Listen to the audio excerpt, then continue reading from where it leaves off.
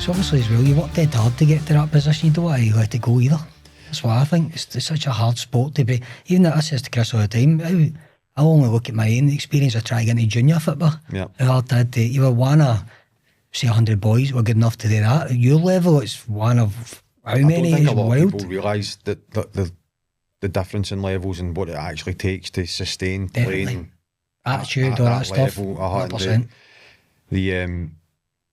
The physical stuff that your body has to go through, the mental side of it, that you have to constantly be on top of everything, like diet, you have to be recovering right. Yeah. And I know it's a lot better now, but you still had to do that back in our day. That was you had to. And it takes its toll. And again, when it does end, there is never, very rarely will you see, for all the masses of football players, is there a transition where it's swimmingly you transition into something. Aye. Obviously, if you've got enough financial clout behind you, you can afford to take a break.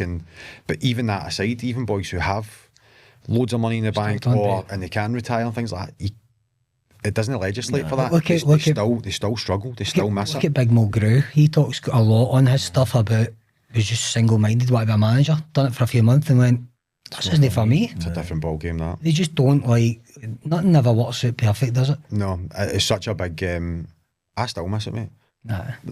I go through cycles where I enjoy a Saturday, like as I said, my two boys play football and I enjoy going watching them, but there'll be some Saturdays that I get up or I'll go now and I'm super lucky that I commentate a lot of the games for the BBC. So you feel part of the game. I kind of feel part of it, but there's times that I'll be driving to the stadium and I'm just thinking, that's what I miss. I don't miss the training during the week. I miss the Saturday buzz. Yeah. So you getting up on a Saturday and having your routine in the morning and getting to the game and it's amazing. And there's nothing better than winning 3 points and getting up the road. I still play 35. My son's 43 and I can't get away from it. Friday night, say my missus last year. This was my last year. We won the Scottish Cup in the league and that. I went, that's it.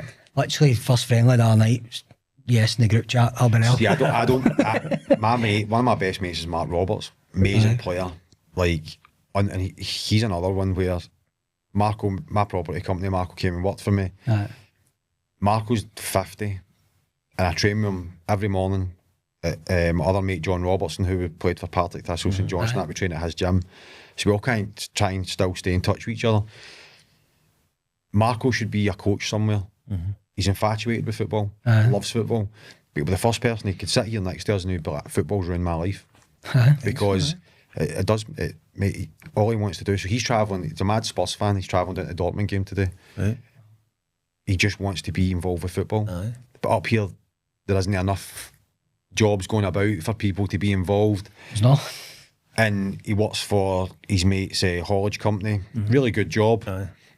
And just nothing will ever, he sat the other day, we were going to the gym the other morning, I picked him up at the back of 5 and he just got in and he said, you know what, nothing will ever come close to just me being involved with football. But I'm just accepting it.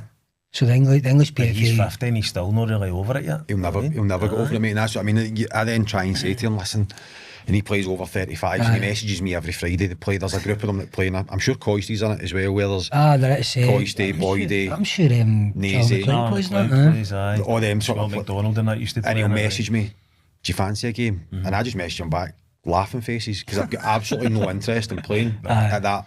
And I couldn't think of anything worse than putting my boots on and going to an AstroTurf in Stuart, I think it is, and they play. But exactly what you're saying is, see the actual buzz of just getting up on a Saturday and you're playing for 3 points, you're in a league.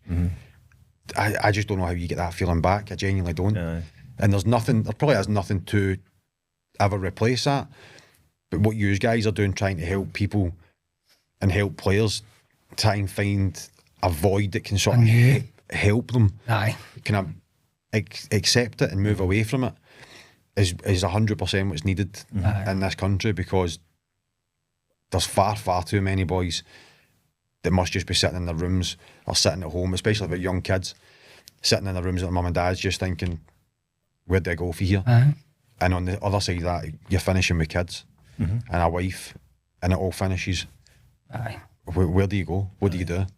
I think you're finding there's two sort of different types of people that you're dealing with for pitch placements. It's the young kids that have been freed, and then you get guys that are 34, 35, 36 that are coming to the end of their career and they go, right, what do I do next? You get that, and you've also got another wee bridge that's coming through now is people injuries just stopped their career, and they're like, oh wait a minute, they're even worse because sometimes they're just put at the door and they're like, what am I going to do now? Commodity, mate. So I get it, and they've got the time with that. That's why, I mean, you just mentioned it there, like me, football it still is everything for me, so the fact that I was able to join both of them together was a growing passion behind it. But the biggest thing was, it's why guys like you and that are coming on doing the podcast and helping us out, is there's a huge gap there. Somebody needs to do something, because there's too many people struggling. I think there should be like a governing body. I know I said to you, Crystal Palace, I think are the only team in England that have an actual sector set up for players that are getting released. So they then probably pretty much like what you do, is they put them into a placement for 8-12 weeks. I think they still pay them to get through that placement to then try and get them into a job outside. Because again, excuse me, when I finished, the one question and the one thing that people, and it used to irritate the shit out of me, was people would sit there and go, well, you need to find someone you like. I used to just want to scream at people and be like, what do I like? I like playing football. I'm built to play football. Like, I don't want to be a scaffolder. No disrespect. Or an electrician. My dad's a spark. That doesn't float my boat. But if I have to, I will. But I don't know how to do that. 33, 34-year-old. At that stage, when I was obviously finishing, I was just like, can somebody please help me? And again, you have to obviously try and find your own way, but there's just this massive gap of, I actually retired on like the Tuesday night or the Wednesday night. I told John Hughes, my manager at the time at Wraith Rovers, I was like, I'm done. And I remember waking up the following day and just thinking, oh no. Well, he's done. What am I going to do? And where does this go for here? And it was horrendous. It was absolutely horrendous. I think everybody thinks that people just fall out of football and then go into coaching or management, and it's not as easy as that. So the PFA gave me a stat. There's 5% of players in the UK will get a job after football and coaching or management that pay money enough to make them survive. So 5%. I know loads of people who have been players and they try to become coaches because they want to stay involved in the game, and they hamper themselves financially just to stay involved in the game. And I know people who have got really, really good jobs outside football who have hampered their really good jobs to try and get involved in football just because they want to be involved in football. And there has to be a realisation that, see, up here, there is not enough money to be a coach, to sustain having a healthy lifestyle, a house, a mortgage, cars, holiday, paying bills. That's just the brass tacks it. And even if you are one of the people who you're super lucky to have a coaching job where you have enough money to survive and do really well, inevitability is, see, within 6 to 9 months you're going to get the sack at some stage. So that if you're working under a manager, he gets a sack, the new guy comes in, doesn't like you, and you're off. Then what happens? Because it's the exact same as being a player. And nowadays with contracts, it was a bit different back in the day where you would sign a 5-year deal. If you get the sack, you're like, brilliant, they're paying me my full 5 years. Now I'm pretty sure it's only like a 6-month break. So it's like, if you sign that before you're even in the door. If we sack you, we'll pay you 6 months' wages. 6 months' wages doesn't last you long. No. And before you know it, you're 3 months deep and you're scampering trying to get something else, and then it's the pressure of trying to pay your mortgage, trying to pay your bills. There's all these sort of things. Football up here, unless you're even Rangers and Celtic, like, as I said, Kyle on here. It's just, and even boys down south, everything's relevant. I think that's true, Faddy. It's just as bad down south, if not worse, because there's more players down south trying to know that many jobs that pay good money for coaching. And everything's relevant. If you earn 100 grand a week, you don't stay in a 100 grand house. No. You stay in a £4 million house. And whether that's right or wrong, and I know people look at it on the outside and they'll say, well, you should manage your money, but a lot of these people come up, a lot of these players that will come up, they've started for absolutely nothing, and then it's like all this influx of money, and you're like, what? You look at John Rankin, who had a good career, but again, one of these guys, he probably thought because he played with Dundee United and Hibs and stuff like that, millionaire, made it. Comes to the end of your career, he loves football. You know that? Actually, I done Hearts Hibs game with him. He's what a guy. He was at Clyde when I was there, but goes to Hamilton Accies, does a brilliant job there. Ends up, he's doing it for basically nothing. Yeah. People don't see that. They think, he's a Hamilton Accies manager, he'll be sorted. Everything must be good in his garden. That's that, but it's not. There's another side to it. I think in Scottish football especially, it's so hard to make a living out of it. There's a dark side to it. And again, if you put it down in front of me, if you put it down in front of most people, you would give it the shot, because that, when you're playing, 1,000,000%, it is unbelievable. And nothing will ever beat that. I just wish that there was something there to make you aware that when you are playing, you should be doing something here. Now, when I grew up, and you probably played as well, it was like, see, if you were doing something on the side, you weren't concentrating on your football, and it was frowned upon. It was like, you have to have all your eggs in the one basket, you have to be doing this. Hopefully now with like social media, and obviously we see a lot of the bigger players investing in businesses and doing things outside football, that the stigma might drop a little bit. I mean, when I went to Ayr, or even at Hearts, I wish I'd done something on the side. Whatever it may have been. But you don't. But I just keep coming back to what you said earlier on. Like, you imagine you could go into Hearts and tell them about what you're doing with your property business, or you see Kyle in it, Rangers or somebody in at Celtic. Like, young players would definitely listen. The crazy thing is, I think for the PFA, they should definitely have people going around doing that. I would do that and I'm sure Kyle would as well. Why you're on here doing this? AG Payroll are delighted to be sponsoring Boots to Billing. Myself and Faddy are having a great time interviewing all these footballers and ex-footballers. But just to tell you a bit about what AG Payroll do, we provide payroll services for contractors in the UK, which is CIS, Umbrella and Bureau services, but we also can provide payroll services in over 160 countries worldwide. So if you need any help, give me a shout, and I'll let you get on with the show. Do you know what I mean? Just on the fact that you would want to try and help. Because you guys are passionate about this. I know, because I've been there. I know how it is. I mean, I had 3 years, obviously, at the end of my career, where I was completely all over the place. In a bad place. Like, you would not believe, like, so far off the rails, but kind of on the rails, looking to everybody else. But your own side. Just completely gone. Now, again, when you break it all down, I'm 41, 42 in August. I have an amazing life where I've managed to play professional football. I've played a lot of games, you know, scored amazing goals, had so many highs. So I've only had a 3-year period where it's been difficult in my life. But that 3 year was just...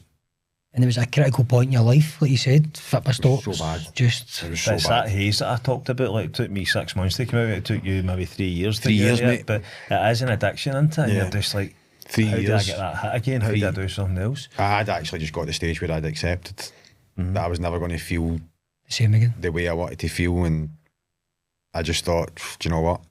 I've got enough amount of money to see me okay for a certain amount of time. Figure out. If something doesn't happen for me, then I'll just call it a day. And I'll, like, whether you would or you wouldn't have. I think obviously because of my kids, that was the driving factor to get me to help me get through it. Just the fact that they don't even realise that, they don't even know. And I never, obviously when they're older, they might hear these sort of things. I never want them to know the situation that I was in when they were there. But I was so lost that I just actually just put it. It was, whether you believe in God or whatever it is, a universe or whatever. I just thought, it'll figure its way out one way or the other. I'll either find my way out of this, or I'll not. And that was, I had kind of just accepted that was how it was meant to be. Was going to be. Did you get any help, or did you just sort of, as you said? No, so I kind of, mate, the crazy part of it, see right at the depth there. I remember sitting in my living room one day and I was Googling how to kill yourself, the easiest way how to kill yourself. And then I used to go run the village that I lived in, kind of most days. So you went in a big massive loop, and as you go back into the village, you got this big hill. And again, what I was saying, I'm pretty kind of deep in the sense I try to think things through and as best I possibly can, and look at how I can sort of rationalise it. And I used to run up this hill, and I used to think, right, I'm on this hill. This is my life just now. I'm on this hill, and I'd be saying to myself, running up the hill, I need to just get to the top. I'm only at the start of it. Things are shit right now. You'll get through it. Once you get to the top of that hill, Ryan, everything will be okay. See, when I got to the top of the hill running, I used to look in the woods and go, that's where I'll kill myself. It's wild. So take it on the outside, everybody thought you were all right. perfect, and then did you Everybody like your wife didn't know anything about it? Everybody would have thought I was brilliant. So at that stage, the biggest thing for me was I retired. I had my 2 boys at the time, was going through a divorce, which was, the divorce was what it was. It was fine. It was the best thing for me and the boys' mum. Yep. But I had gone from having my boys every single day to then sort of being a part-time dad and only maybe getting them 2 or 3 times a week. And even that 2 or 3 times, it's still great. I get that. But in my head, I had finished playing football. Yep. Identity, I didn't know who I was, didn't know what I was going to do, where I was going to be in 6 months, a year's time, what job was I going to get. I wasn't seeing my kids as much. I was just completely broken. It's falling off a cliff, isn't it? It really is. Hit you at one time. So it was like, so basically that was it. It was like everything in my world collided bang at the one time. Now, obviously I don't speak to my dad, I don't have a relationship with my dad, so then I'm looking in and diving into, I'm doing the same as what my dad done. My kids aren't going to like me when I'm older. I'm going to break this relationship down. I mean, and then I'm picturing things like my kids being older and having kids and me. This is crazy. Like it's all just spiraling out of control. Especially Steve, when we were watching this, before I get introduced to you, I was literally watching back that cup final against St Mirren where you scored the two really good goals and stuff like that. But you think about playing in front of that crowd, you weren't that long after that to then all of a sudden retired, going through a divorce. So it's a cliff you fell off, eyes to eyes. The last year at Hearts, I done my knee, got arthritis in both my knees now, took a lot of injections that I probably shouldn't have taken. Would I change it? No, because I wanted to play. I wanted to help the club. The club were minus 12 points at the time. I was one of the biggest players. Took a 50% wage cut within half an hour to help the club. But that aside, there was like kids coming in with money out their piggy banks to try and help the club survive. So I was only trying to do my part. Got Gary Locke at the sack, obviously, who's one of my close friends. Robbie Nielsen and Craig Levine came in, wanted to keep me.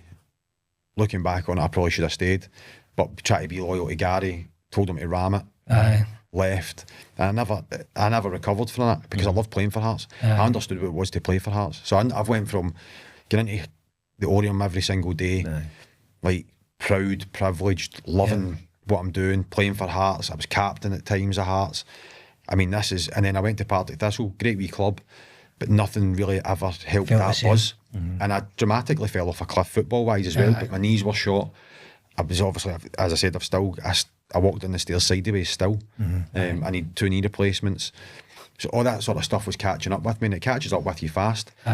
Alongside the fact that the last couple of clubs that I signed for part-time, they'd offered me jobs on the side, but then it was like, come and sign, we'll get the job sorted out. So I'm then, right, no worries. That's a lifeline. They don't realise how I'm going through the divorce at that stage where I'm just coming to the end of my career. They don't understand I'm imploding inside. I would never then go and say to them, I really need this job because I've got a bit of pride about me. The job's never materialised, but then when you down tools, or not down tools, but when you leave the clubs, I'm the bad one. You're the bad guy. You know, and but they're just thinking, this is Ryan Stevenson for Hearts, he must be all right anyway, he doesn't need the job. Exactly. And when I'm saying I do need a job, even just for clarity of I needed something as a foundation to get up for in the morning. And again, an identity. Even if it was driving a bus, I can transition still being a footballer to a bus driver. And in my head, I'm like, it'll seamlessly just take its overlap and get better and get better. And it never. And then it just, I was at Wraith Rovers and then retired, and it completely went to, as I said, hardly seeing my kids, but seeing my kids, twice a week. Was really, really struggling with it because obviously I've probably had family issues from behind, not knowing how to get a job. How do you go and do an interview? That's a massive thing in our coach. See the amount of boys that came through my course and girls, it's the first thing you say to me. Terrified of interviews. Probably embarrassed. I did an interview. Embarrassed because, again, as we're saying, you remember playing against me because I had my sleeves up. Everybody knows who I am. Not a big head of me, but everybody, I'm recognisable. So imagine I was to go in for an interview, and as soon as I go in, people are going, "That's Ryan Stevenson." Straight away, I'm on the back foot, and inside I'll be combusting. But you have to try and put on this bravado. I don't know what I'm doing. So rightly or wrongly, I buried my head in the sand, and that's what I done. And I just came to the conclusion where I thought, right, this will go one way or the other. Somebody will either hopefully help me, whether it's universe, God, whatever. Someone will fall in my lap, or I'll run up to the top of that hill. And I'd picked the date. I had picked everything that I was doing, that I was going to go up there. It was 7th of January. I was going to go, because again, this is how crazy it was. I thought I was really struggling through the Christmas time because I wasn't getting to see, I wasn't having the boys on Christmas Day. And on the 16th or 15th or 16th, I was sitting in my house and I was on my Instagram, and my wife now came up. Now she had a salon round near Partick Thistle. Right. And obviously, boys being boys, we'd go round for the wee cafe past our salon, that bird in there's nice. She came up on my Instagram, and I thought, clicked in, and I thought, that's that girl for OMG Salon. And I messaged her, and I thought, do you know what? See what happens? My life's gone anyway. What I got to lose? And messaged her, and she messaged me back. And I went on a date with her before Christmas, and that kind of just... I think that's a turning point. Mate, honestly, because I kid you not, see if she'd blanked me, which she went well within her, mate, see on the 7th, because in my head, my logical explanation to myself was, Carter and Brady, it'll not ruin their Christmas, because if I do it at Christmas time, which I was ready to do, every Christmas that they have in their life will be my dad committed suicide. It'll not ruin their New Year, because New Year for me is not really that big a thing, but it's the 7th, it's a week away. This is where I'm logically thinking in my head. It's a week away for the 7th, for New Year's Day, so they'll still be able to go out at New Year's and maybe not really think about me, but after that they'll feel a wee bit sad because it's the 7th and that's the... So in my head, that's what I'm thinking. It's tragic, man. And then I'd went on a couple of dates with Sarah over the sort of Christmas and New Year, and it just sort of... Just get better for that one sign you were looking for kind of came then, I suppose. Do you know what it did, mate? It gave me something to hold on to. She didn't even realise that. Again, I never mentioned this to her. Of course. I don't think it was like a year down the line or something like that, and we were sitting talking one night and we were talking about maybe moving in together, and I just said, look, just going to put everything on this table here. Like when I first met you, like I was gone. Just so you know, in case you thought it was a wee bit weird or something like She's talking about me. That's where she did. I had to be fair. She's probably not real for her sins now. But that's where I was at. Then again, it was all just because I think people, as you're saying, with footballers, they just think, oh, they'll be okay. And even with the part-time teams, I know lots of part-time teams now try and help players maybe get jobs, people involved with the teams, the owners and stuff like that. You're right, and that's amazing. And it's needed.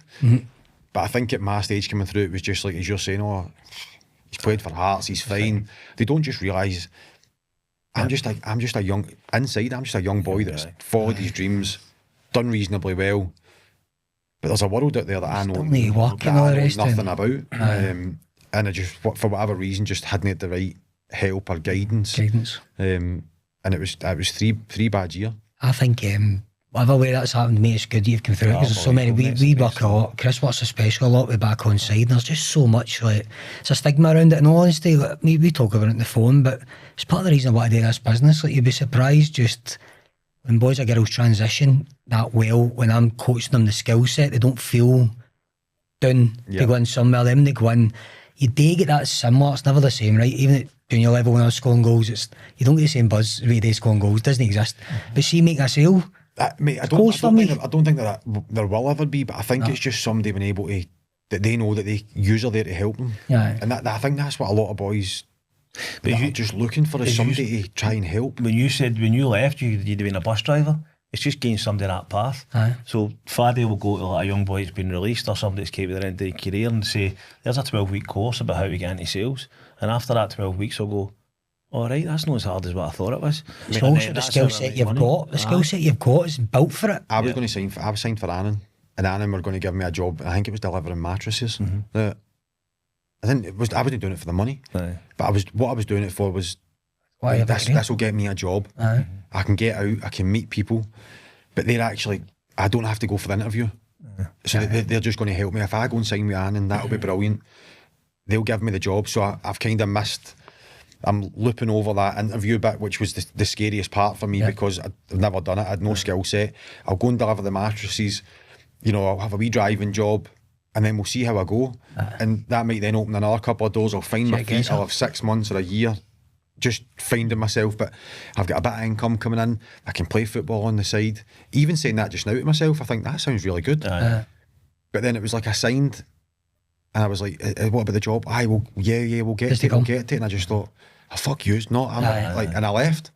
This week's episode is sponsored by Eastwood 12 Golf Club. Now, Eastwood 12 has been going for about a year now. It opened up last summer. It's a phenomenal golf course. You know, it's got some nice quirky holes in it. It's got lovely scenery. It's well kept. I mean, there's robots kind of out cutting the grass and stuff, which is amazing. It's then even been boosted even further by their cafe and their bar that they have there. It's just a great place to play golf. So if you are looking for a new club this year, get yourself along, get around in. But I know they've froze the 2025 membership fees for the next little while before they change it to the 2026 membership fees. So I would definitely recommend getting along, having a round, and yeah, it won't disappoint you.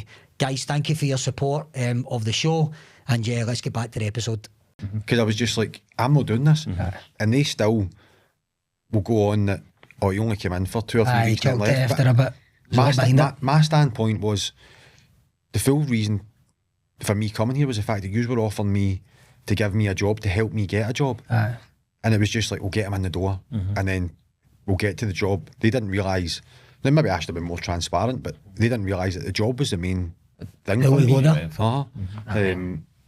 I mean, as you were saying, there's such a big gap there that needs filled for players. Whether that's at the start or the end of their career. June. So when did it start? I mean, obviously you said you had to meet a missus is a big turning point, but you've obviously been on to do well for yourself now, mate. How did that come out? I know you did your property stuff, you're now doing the column stuff for Fitbar. Yeah, so how did all that come in? The property stuff was, manager at United was a guy called Neil Watt for a brief time. Owns Hacking and Patterson, which are a big property management company. And he's a good guy, isn't he? Amazing. Just probably took a shine to me. Liked me, always kept in contact with me, met up with him 2-3 times every year, not a lot, but 2-3 times every year. Got my move to Ipswich and things like that, and he would always just message me out of the blue, which again, you think of this guy's worth a lot of money. Got a company, I think his company's sitting with about 90,000 properties, which is mind-boggling. But he would take his time to just message me sometimes and say, just remember, for the end of your career's coming, you know, invest your money, do this, do that. And he always just kept in touch with me. And my friend was leaving he worked for an energy company and was leaving. And again, probably just a bit of luck or whatever it may be, Neil had messaged me 2 days before it, and I was with my mate. And I said, this guy Neil Watts messaged me. I said, he's filled him in on the background there. I said, why don't you come with me? Because he was at wit's end. He'd left the energy company, didn't really know what he was going to do. I said, he's an amazing guy. I still don't really know much about business, which I didn't at that time.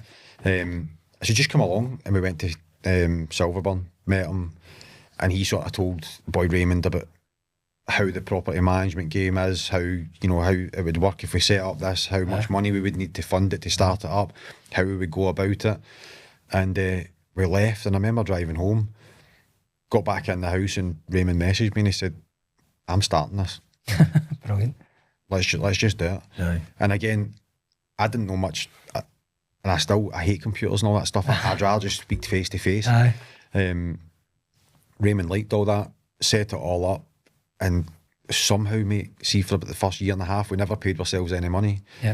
And we stumbled and stumbled and stumbled, and we managed to get a property. Then before we knew it, we had 90 properties. Brilliant, mate. We managed to get somebody outside that worked in the sector that came and helped us. We paid him good money. Again, we understood that we couldn't really take money. Just know me your weaknesses are to then bring people in. To be fair to Sarah's been my lifeline. I lived off Sarah for a year and a half. So if it was Sarah's really successful, got a salon, really good hairdresser, but she backed me. It was the first time in my life somebody showed up. That somebody who I didn't really know, I'd been with her maybe two and a bit years, and pillar to post, she stood behind me and she was like, fine, just go for it. And we started it, and then when I sold it, we had 7,000 properties. Easy, mate. So, but it was only because she was there like helping me, saying, because mate, there was plenty of times where I went in the house and I was like, oh my God, we need to pay this bill, or we need to pay that bill, or I'm going in front of people to try and say, oh look, we'll manage your flats, we'll do this, we'll do that. And she's like, you'll be fine. Just go and be you. And it's what I said to you on the phone. It was like, the majority of the guys that you would go and speak to, they just wanted to speak to you about football. But again, goes back to what so much. About, these boys that are coming out of football, they don't realise that when they go into business, when they go into sales or recruitment, whatever, 90%, 95% of their job is going to be talking about football. Mate, I didn't realise it. I'm standing outside. One of the biggest developments that we got was a big development in East Kilbride. As you go up to one of the big roundabouts, you know where the McDonald's and that is, and there's a big roundabout. Jackton. No, up the other end. No, up the other end. There's where the B&Q and everything is. Oh, nursing. So there's a big, massive block of flats in there. And we took all of them. So it was like, I think it was something like 190 flats or something like that. It was like massive. And I remember going there just thinking, I'm never getting this. I don't know. So we had all fives used to be into it, the block of flats next to the gym. I stood there for like 4 in the afternoon, till like 8 at night. And I was just speaking with a group of guys about football. And I left, and the email the next morning was, we would like to hand over to yous. Brilliant. And again, it's like, you don't realise, and you go home. I remember going home and thinking, that was amazing. I love this. And I loved the property side of stuff. It was amazing. But it was just the right time for me to move on, because again, it was consuming my life. A bit like anything. And people that are in football don't realise the strength that they have. It's like, they're so driven to be a footballer. See if you dangle the carrot to them with the sales and things like that. See, once you do it once, the football side kicks in on you. Where you go, oh, I'm doing this. I'm going again. And for the outside looking in, there's a stigma of footballers are all dumb, stupid, which they aren't. But for the football side, I think a lot of footballers believe it as well. I was certainly one of them, where I was just like, never academic at school, really. We've always been taught it was just sport we're good at. But the biggest skill sets that you learn is in the dressing room. Determination. Being able to talk to each other, but put up, get a bit of thick skin, and that's the resilience, all that sort of stuff. And I think a lot of people do. I just think they need that chance, and they need that somebody, which you guys are. Is that somebody, just that initial? Like, if you look at it as a 30-minute journey, that initial 5 minutes, they just need somebody to put their arm around them. Now, that people might look at this and go, my God, but that's all it is, because it's a world that nobody knows anything about. You're so hell bent on, for 5-6-year-old, being a footballer, and then when it doesn't work out, or you do well and it retires, you just need somebody to put their arm around you and say. And Neil Watt was probably that for me, to be fair. And don't get me wrong, he was ruthless with me. Like, he never said, I'll help you do this. He basically said to you, this is how you do it. I'm not holding your hand. You need to go and figure it out. And which we did. And as I said, we went from 1-2 properties to 7,000. And obviously the company now that's 3 years I've been out of the company, has went on to like astronomical. So the guy who obviously I was partner with is taking it on to another new level as well. So it's doing amazing. Yeah, I just think, and me and him talk about this all the time. One, like in America at the moment, everybody's paying a fortune for ex-athletes, and it's for that reason. It's like, I don't think footballers realise the skill set you've been getting drummed into you since you were 6-year-old. No. And people are going, you're dumb, you're just a footballer. I said that to him. I hate when people say, he's only played football, she's only played football. I'm like, you kidding me on? It's one of the hardest industries to get into to start. What they need to go through is probably like no other industry on the planet to get in. And then once you're in, to keep it, and then just for it to be done. The skills they've got, all it takes is a bit of guidance. Here's another environment you can thrive in, by the way. Yeah. Go thrive in there. All of a sudden, that dopamine, everything starts kicking back in. I've got another purpose. I'm really good at this now. See the amount of football players that move for football in the industries that we work in, and they're brilliant at sales. I could honestly, there's hundreds of them. I remember sitting and going for lunch with a guy that owned Troon. And we were all sitting, and there was a guy for civil engineering there, or he was on the railways or something like that. Anyway, we were having a conversation, and he was talking about the railways, a good industry to get into, good money and everything. And I was like, that's brilliant. I would do that then. Night shift work, that would suit me. Shift work would be great, because I can get time with the kids and all. And that was exactly what he said. I know, but all you've done is play football. And at the same time, I wanted to jump across the table and go, the fuck you talking to? Like, no disrespect to you, mate, but I've played in. Aye. See, for 5, 6, 7 years, I've played in front of 20, 30, 40,000 people. It's not an easy thing to do. This episode is sponsored by Sustainable Packaging Scotland. This is a company that I've watched grow. You know, they are owned or co-owned by one of my best mates. But the thing with them is they're now the fastest growing packaging distribution company in Scotland. And you can tell why. They're so passionate about what they do. They want to reduce your costs. They want to make it green, obviously good for the environment.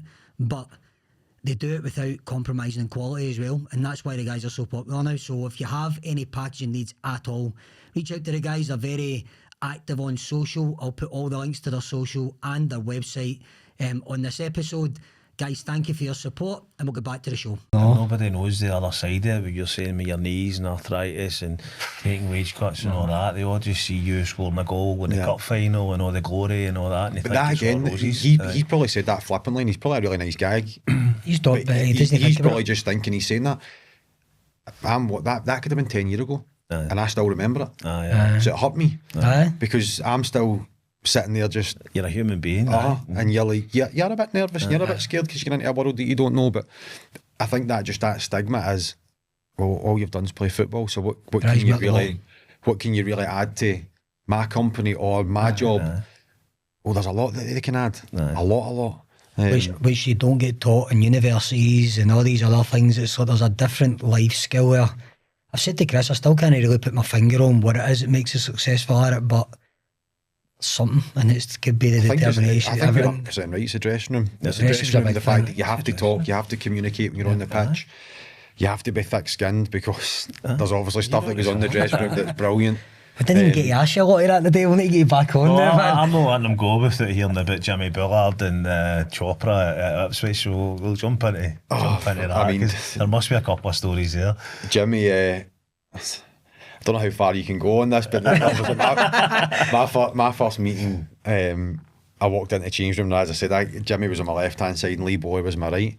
And I sat down, Paul Jewell came in. Now, Paul had obviously worked with Jimmy, so knew how stupid he was and how on the spectrum he is. And he sat naked the full meeting. Jimmy looking at me. So like Paul Jewell standing there talking to this meeting just about training, and obviously the week coming up I think we had like West Ham away, then we had, I'm not sure if it was Newcastle or whatever it was, and this will be the arrangements, we'll be in a hotel, this, and I'm not joking, he was just sitting staring at you. But obviously get his hand on his just like looking at me, and obviously I know what he's doing, but then I'm only 2 minutes in the door, so I'm just sitting like and he's going, all right Jock, and I was just like, Jimmy, like, what is this? And then he's just obviously, ever since then, got a really good relationship with me. I used to go back for training sometimes, he'd be sitting in my flat. Did he? That he would just take the keys and just leave and just go, and he'd be sitting in my flat and he would just be like, I love watching him on Golf Life. You just can tell he's not got something quite right about him, but he's brilliant. He's on the spectrum, mate. He's brilliant. He's one of the guys where played golf with him, obviously unbelievable at golf. You could give him a snooker cue, and I kid you not, he'll go and break 100. I watched him play against Stephen Henry. He'll go and play. I know, but he's a world champion fisher. So he fishes. So him and Lee Boyer's got a big place in France. I'm sure he stays out there now. It was a big fishery. Yeah. But they both had like they met Vito vans each, and they would have drivers that would drive them into training. Jimmy used to come in with waders on. So boys are obviously coming in with Louis Vuitton wash bags, Prada trainers, nice dress and that, coming into training, and he would sometimes just walk in with the waders, but no t-shirt, just the waders. And then the wee vans parked outside, and they would be like, right, I'm going straight after training. They would get away fishing. They'd come in the next day, like just howling, because they've obviously camped it. I listened to him on that Golf Life, and he said like every day he was in the changing room, he would do something, and then he would go, I need to beat that tomorrow. I need to beat that. I need to beat that. I need to do something more mental. Insane, mate. Absolutely insane. We used to get away for games, and he would like walk in the hall of the toilet, the hotels, and it's busy hotels and that, and he'd have like toilet roll hanging at his arse. And there's just like families walking past, and there's just like he's got his tracksuit bottoms on, but the toilet rolls like hanging away down, but it would be like a full row of toilet rolls. So it'd be like, you imagine door 1 at the hotel, the toilet roll would be away back at like door 20, and he's like just walking along in this bog rolls just like floating behind him. I still think unrivalled's the Sky Sports, and they wanted you to do the turn around and walk up to the camera and you score, and he's got they were saying he was away with Fulham and they went a wee walk. They're playing in Europe or something, and the assistant manager at Fulham was a proper old school guy, and they were walking down by this river and he went, fuck it, and rugby tackled the guy into the river. Probably, mate. He would just, I mean, there was days, obviously, him and Chopra went AWOL for a couple of days. Did they? Yeah. We'd played up north. I think we'd played Blackpool or something like that in the FA Cup, and then we'd been given a day off. And majority of the boys travel back, have recovery, and him and Chopra have obviously went to Newcastle. And we'd met a report for 10 on the Monday, gets to 10, so it gets to say 9:30, and all the boys are like, no Jimmy, no Chopra. This isn't going to end well. And then we get on to training. No Jimmy, no Chopra, and then like 15 minutes later now, we trained like the furthest pitch away from the actual building, but you had to walk over a bridge, or you could sprint across the actual road, which is like a dual carriageway. It would be difficult to get across, and you would need to go through the trees. But I mean, like, jump through the trees, and you just seen this guy. So you seen Chopra obviously going up over the bridge, but he's like 10 minutes, and you just seen Jimmy with the shorts on, the jacket on, the hat on, sprinting across the road, beep, beep, beep, beep, beep, diving through the hedge, running over about 4 pitches, but he's like full blown sprinting over about 4 pitches, straight into the middle. I think we were doing possession at the time. So, right, gaffer, I'm here. So then what does the guy, he does things, then the gaffer's just like, what did I say? Was that Paul Jewell, did you Paul say? Jewell. I take it he was good with him, I knew. Aye, he would give him enough. He would give him enough rope. But I think he obviously knew how to manage him, and the fact that he's obviously had him before at Wigan. Right. I mean, that aside, as much as he's an amazing guy, mate, and he's on the spectrum. Top footballer and all, man. He's an absolute baller. But he obviously talks about it as well. It's when he ended, it was Soccer AM that he went straight on to. And I watched an interview with him not that long ago, and he said it was if he hadn't got the Soccer AM gig, he'd have been done. Exactly. They look at it and then end up pal with tubes. Now he's doing the golf. Like, it's weird, isn't it? How things just for some people they fall into things, but there is obviously that massive. It's that area into it, that sort of gap into it. Like, how do you bridge that gap? No matter when you commit your career, I know.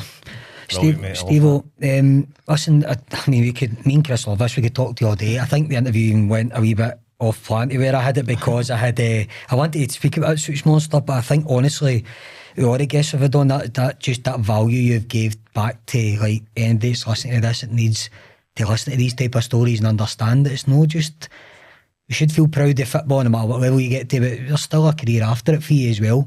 All the skill sets that you have been learning for young boys all the way through, it's just, there's a life after it. And if it's not sales and recruitment like we do, like I said, I've not got a duty of care. We've got another business we partner with now that will look after other people that don't find that's the role for them. We're going to try and help as much as we can, because there's such a huge gap there now, isn't there? I think, I mean, I don't want to sort of put you in a spot, but I suppose if there is any young players out there that are maybe struggling, or players that are coming to the end of their career that maybe want a bit of advice, they could maybe reach out to you on social media or something. I said that to Faddy the other day there, that when I first came out saying that obviously it was a struggle for me mentally to try, and that wasn't, I find it hard as well, because some people talk about mental health, and I never really think it was a mental, in a sense it was mental health. It was just because I don't want to do a service to people who actually have mental health. I just was at a stage in my life where you were exactly right, everything collided at once, and I had to find my way out of it. But the amount of boys for clubs, and I would obviously never mention them, that actually at that stage reached out to me and were like, mate, what do I do? What's the advice with this? And it's stupid advice as well. It's just like, listen, you just need to dig a bit deeper. But I think just because it was, I've been there, I've been a footballer, they can relate to me. That's the thing, mate. It's no stupid, because it's coming for you. Yeah, I know. You might think it is, but for these boys, man, it's giving you that role model, isn't it? Yeah, like, for them it probably isn't. That side of things, just somebody. So you should do it. Somebody standing in front of you preaching to you, no walked in your shoes. You're kind of going, all right. But if it's you, then you're like, right, regardless, fine. Night or day, no time. If MD was ever struggling, I would do my utmost to help MD. Still, we're going to, like I said, mate, I'm keen to well, I guess we've on, just keep the relationship going anyway, mate. We might be back on eventually, but at the same time, we're going to be running events and stuff that we'd love to have you involved in, mate. It's obviously a good character as well, but try them out. But we appreciate your time, and next to that's us now fully kicked off again, mate, innit? We're now Look, we're all kitted out. you know, get a brand. But I'm two most unprofessional guys outside of work. All the gear, no idea. That's it. So, mate, I appreciate it. Please like, subscribe, follow us. You have no idea how much the support means to us. And I keep your eyes peeled for the next few guests. But cheers, mate. No worries, thank you. Cheers.